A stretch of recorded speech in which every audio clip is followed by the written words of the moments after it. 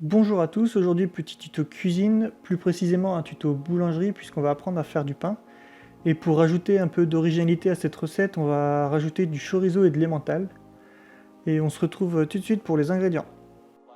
Pour les ingrédients, il vous faut 370 g de farine, de la type 55 minimum, bannissez totalement la type 45 qui est utilisée pour la pâtisserie, 23 centilitres d'eau tiède, 9 g de levure de boulanger fraîche.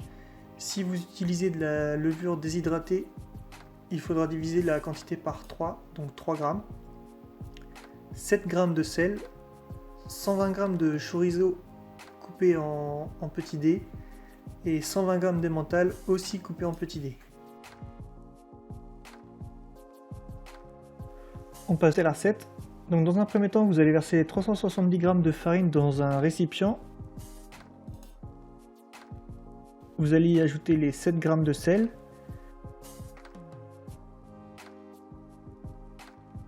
Vous mélangez bien.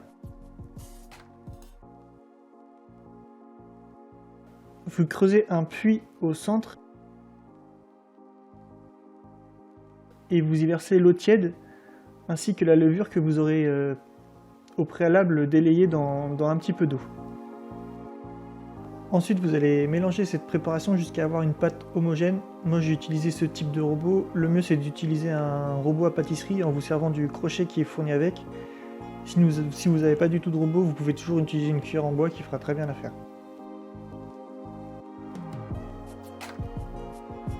Une fois que vous avez obtenu une pâte homogène, vous allez fleurer votre plan de travail, y déposer la pâte et vous allez pétrir à la main pendant 10 à 15 minutes.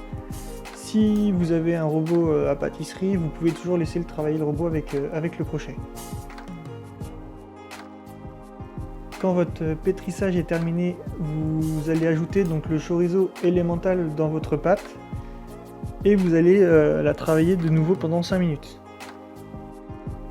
Votre pâte est maintenant prête, vous allez former une boule avec et vous allez la placer dans un saladier que vous aurez au préalable fariné.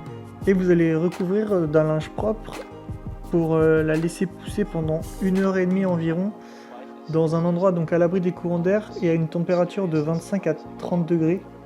Donc moi ce que je vous conseille, donc l'idéal c'est de la mettre dans votre four avec la porte fermée et de laisser la lumière allumée ou de mettre un bol d'eau chaude dans votre four, comme ça il sera à la bonne température. À la fin de 7h30 de pouce, vous reprenez votre pâte, vous la mettez sur votre plan de travail toujours bien fariné. La farine, ça évite que votre pâte colle à votre plan de travail.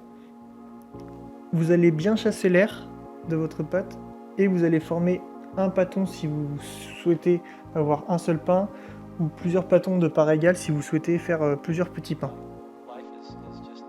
Maintenant que vous avez bien formé votre ou vos pains, vous allez les déposer sur une plaque recouverte de papier sulfurisé.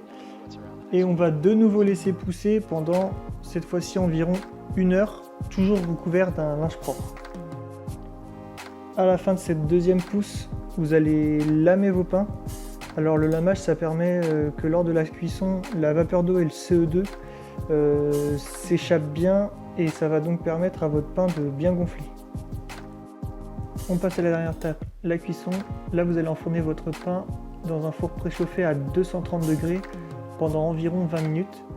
Étape très importante, pensez à mettre un récipient d'eau dans votre four pour créer de la buée à l'intérieur, ce qui va permettre à votre pain d'avoir une croûte fine et croustillante.